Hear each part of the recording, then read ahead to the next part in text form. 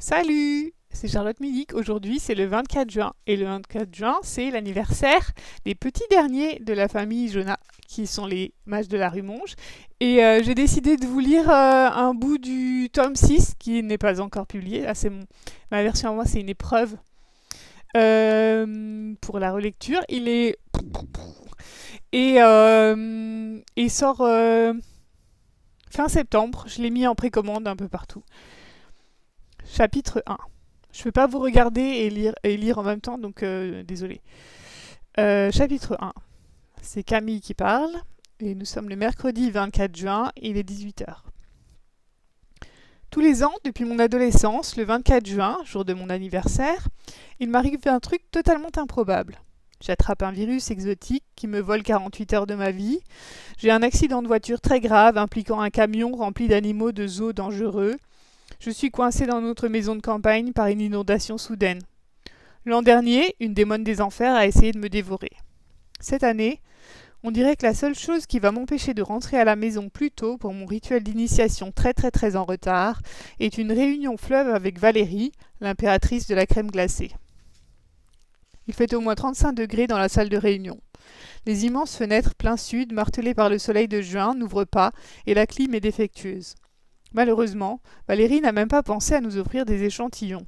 Tout le monde luit de chaleur, sauf Alex, qui ne semble pas souffrir des températures estivales déjà torrides.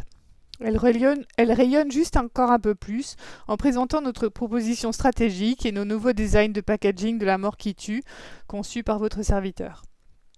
Il fait vraiment trop chaud pour moi et mon cerveau a débranché depuis longtemps.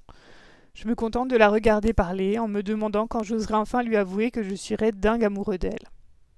Ou plutôt quand je me risquerais à le lui dire à nouveau. C'est juste que la fois où je lui ai finalement déclaré ma flamme, un peu pressée par le temps, elle était semi-consciente et aux portes de la mort. Du coup, je ne suis pas sûre qu'elle ait entendu. Et si elle a entendu, je ne crois pas qu'elle ait percuté. Et si elle a percuté, elle pense peut-être que j'aurais dit n'importe quoi pour la faire revenir parmi les vivants, ce qui est vrai. Et maintenant, je ne sais pas s'il faut considérer que je lui ai dit ou que je ne lui ai pas dit un des trucs les plus importants que j'ai eu à dire de toute ma vie. Bref, je ne sais plus du tout où nous en sommes. La dernière fois que nous avons abordé le sujet des relations amoureuses, Alex a dit qu'elle avait besoin de temps après sa déconvenue de cet hiver. Oui, parce que pour couronner le tout, Alex est sorti avec mon frère Cameron et que ça s'est terminé dans les larmes. Je prends donc mon mal en patience, tout en rongeant mon frein et en perdant lentement la boule. J'aime beaucoup, dit la cliente. Elle examine ma dernière création, un pot de glace super sharp, la formule est de Tamara, qui relève le défi d'être à la fois sympathique, accueillant, déculpabilisant, ludique, élégant, simple mais sophistiqué, tout en faisant figurer sur un espace vaste comme un timbre-poste l'équivalent d'un annuaire d'Île-de-France en ingrédients et additifs. Je ne suis pas peu fière de mon exploit. En un an de travail acharné pour les crèmes glacées, je pense que j'ai atteint le sommet de mon art en la matière. Mais je m'interroge, poursuit cette femme dont le but dans l'existence semble être de tous nous rendre chèvres. Est-ce qu'il ne faudrait pas qu'on voit encore plus du premier coup d'œil que c'est un dessert plaisir plus qu'un dessert de tous les jours? J'ai peur que les associations de consommateurs ne nous tombent dessus. Elles sont vraiment après nous ces derniers temps, sur tous les sujets de nutrition. Même Tamara se mord la lèvre pour s'empêcher de répondre. Les joues d'Alex sont rosies sous l'effort, mais c'est quand même elle qui se lance pour affirmer avec sérénité, mais fermeté, à notre chère cliente qu'elle a encore fumé la moquette. C'est un des super pouvoirs d'Alex. Moi, je n'ouvre plus la bouche dans ces réunions. Je sers à deux choses, en plus de fournir du combustible à la discussion avec mes designs de la mort qui tue. Premièrement, je fais l'homme-objet. Tamara et Alex ont dit qu'elles s'en fichaient si je tirais la tronche, pourvu que je mette une chemise, que je me rase et que je me taise. Deuxièmement, j'apporte des remontants. D'ailleurs, c'est le moment de les sortir. Fouillant ma serviette, j'en extrais une tablette de chocolat un peu, c'est-à-dire totalement fondue. Toutes les filles de la salle, Alex, notre boss Tamara, notre cliente, poussent des exclamations ravies.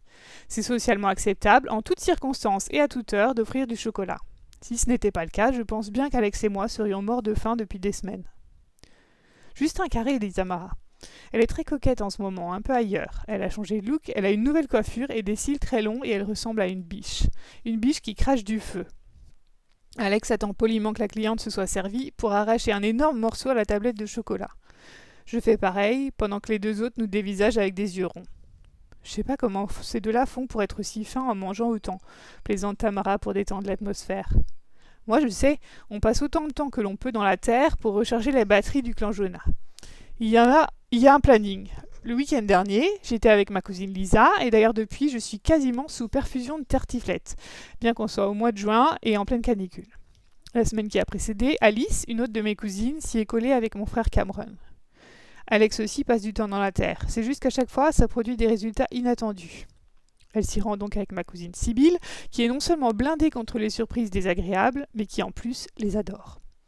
Elle ne parle pas trop de ce qui se déroule dans notre maison de campagne quand elles sont de corvée toutes les deux.